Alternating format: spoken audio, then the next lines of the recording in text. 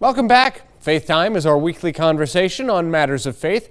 And joining us this morning is Titus Thorne with Big Zion AME Zion Church in Mobile.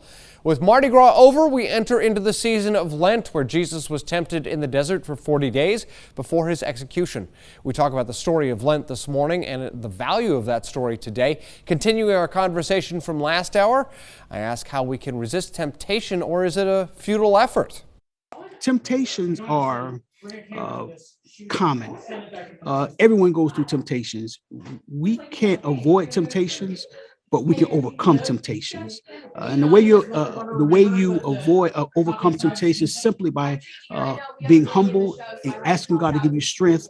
When temptation is designed to make you fall, ask God to allow us to stand and realize something about temptations. If Jesus was tempted, so can me and you. And so that means that God gives us the strength to overcome them.